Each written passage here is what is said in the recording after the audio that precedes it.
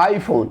ये सुनते ही जिसके पास आईफोन होता है वो नया मॉडल खरीदने के बारे में सोचने लगता है, और जिसके पास आईफोन नहीं होता है वो सोचता है कि मेरे पास आईफोन ही होना चाहिए, भले ही कोई सा भी मॉडल हो। यानी कि अगर किसी के पास आईफोन 11 है तो वो सोचता है कि उसके पास आईफोन 14 प्रो मैक्स होना चाहिए, और अगर किसी के पास आईफोन नहीं है तो वो ये सोचता है कि भले ही आईफोन 7 हो लेकिन होना आईफोन ही चाहिए।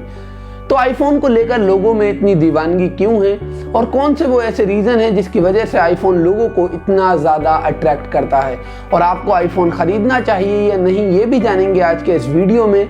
सो माई सेल्फ रैयान अल हसीन and I am media student at one of the top university in India. IPhone खरीदने के पीछे एक सबसे बड़ा रीज़न है स्टेटस। लोग आईफोन इसलिए खरीदते हैं ताकि लोग उन्हें अमीर माने, और कहीं ना कहीं लोग भी ये मानते हैं कि अगर सामने वाले इंसान पर आईफोन है तो ये अमीर ही होगा, और लोग इसी चक्कर में आईफोन खरीद लेते हैं, भले ही वो उसे अफोर्ड कर पाएं या नहीं। अब आपको आईफोन खरीदना चाहिए या नहीं ये भी हम इस वीडियो के एंड में जान ही लेंगे, लेकिन ये एक बहुत बड़ा रीज़न है कि किडनी भले ही बिके लेकिन वो कटा हुआ सेब जरूर दिखे। क्या बढ़िया था। खैर जोक्स अपार्ट, आईफोन खरीदने का सबसे बड़ा रीज़न स्टेटस ही है। दूसरा जो रीज़न है वो है लुक एंड डिज़ाइन। आईफोन का जो लुक है वो काफ़ी ज़्यादा अच्छा है, इसका फील भी काफ़ी ज़्यादा प्रीमियम है, और इसके डिज़ाइन को काफ़ी ज़्यादा बारीकी से बनाया जाता है। आईफोन के डिज़ाइन के ऊपर भी मैंने एक वीडियो बनाई है जो आप हमारे इस यूट्यूब चैनल पर देख सकते हैं। आईफोन का लुक, डिज़ाइन और फील ये काफ़ी ज़्यादा अमेजिंग है। तीसरा रीज़न है इकोसिस्टम, यानी कि अगर आपके पास एप्पल का कोई भी प्रोडक्ट है तो उसके साथ आपका आईफोन बहुत अच्छे से काम करता है। यानी कि अगर आपके पास मैकबुक है तो मैकबुक के साथ एप्पल का आईफोन काफ़ी अच्छे से कनेक्ट हो जाता है, और ये भी एक रीज़न है कि आईफोन बहुत ही बेहतर ऑप्शन है। चौथा जो रीज़न है वो है सिक्योरिटी। मान लीजिए कि अगर आपका एंड्रॉयड फ़ोन कहीं गुम हो जाता है तो उसमें अगर कोई कॉन्फिडेंशियल डाटा है तो उसका हैक होने के चांसेस ज़्यादा होते हैं, लेकिन अगर आपका आईफोन कहीं खो जाता है तो ये चांसेस लगभग नेक्स्ट टू इम्पॉसिबल हैं।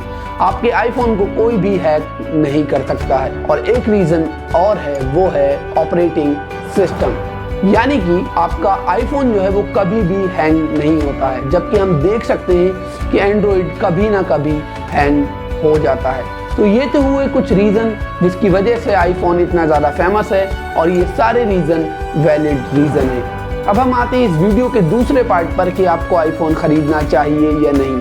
हमने टेक्निकल पार्ट की बात करी कि क्या क्या चीज़ें हैं जो आईफोन आपको एक्स्ट्रा प्रोवाइड कराता है एंड्रॉयड फ़ोन के मुकाबले, लेकिन अब हम फाइनेंशियल पार्ट की बात कर लेते हैं। रिच डैड पुअर डैड एक बहुत ही ज़्यादा फेमस फाइनेंशियल बुक है। उसमें एक कॉन्सेप्ट है एसेट और लाइबिलिटी का। एसेट उस चीज़ को कहा जाता है जो आपकी जेब में पैसा डाले, और लाइबिलिटी उस चीज़ को कहा जाता है जो आपकी जेब से पैसा निकाले। तो मोस्ट ऑफ द केसेस आपका फ़ोन आपके लिए एक लाइबिलिटी ही होता है, यानी कि ऐसा नहीं होता है कि आपने 1 महीना पहले कोई फ़ोन ख़रीदा जिसकी कीमत 1 लाख थी, और 2 साल बाद जब आप उस फ़ोन को बेचेंगे तो वो 2 लाख का बिकेगा।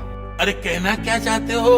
तो कहना यही चाहते हैं कि अगर आप फाइनेंशियली इतने अच्छे हैं कि आईफोन लेने के बाद आपके पैसों पर कोई भी खास फर्क नहीं पड़ेगा, आप आसानी से आईफोन खरीद सकते हैं, बिना ईएमआईज़ के आईफोन खरीद सकते हैं, और आप फाइनेंशियली स्टेबल हैं, और अगर आईफोन आपके लिए एक एसेट की तरह काम करता है तब आप आईफोन खरीदें, क्योंकि आईफोन एसेट की तरह उस फील्ड में काम करेगा जहां आपकी अमीरी दिखाकर ही आप डील्स ले पाएंगे। ये प्रॉपर्टी डीलिंग में होता है, हो सकता है ये इन्फ्लुएंसर मार्केट में भी हो, क्योंकि अगर आईफोन की जो कैमरे की क्वालिटी है वो काफ़ी ज़्यादा अच्छी है, अगर आप आईफोन से वीडियो शूट करेंगे और उससे कुछ पैसे जनरेट करेंगे तभी आपके लिए एसेट का काम करेगा। लेकिन अगर आप कहीं जॉब करते हैं और आपकी सैलरी 20,000 रुपये है तब आप 9,000 रुपये की ईएमआई बनवा कर आईफोन ना खरीदें, क्योंकि आपकी जॉब बीच में जा भी सकती है, तब आप किस्त कहाँ से भरेंगे।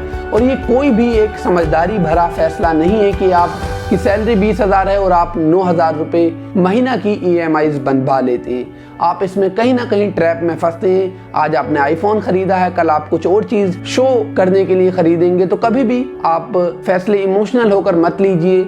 आईफोन हो या फिर कोई भी ऐसी चीज़ हो जो आप दिखाने के लिए इस्तेमाल करते हैं। अगर आईफोन आपके लिए एक एसेट की तरह काम करता है तब आप आईफोन खरीदें। अगर आप फाइनेंशियली इतने ज़्यादा स्टेबल हैं कि आपको आईफोन खरीदने पर कोई फ़र्क नहीं पड़ता तब आप आईफोन खरीदें, वरना आईफोन खरीदने की कोनो ज़रूरत नहीं है। चीज़ बढ़िया है, एकदम रापचिक चीज़ है, लेकिन इसमें खर्चा इतना है ना कि असली वाले अमीर ही अफोर्ड कर सकते हैं।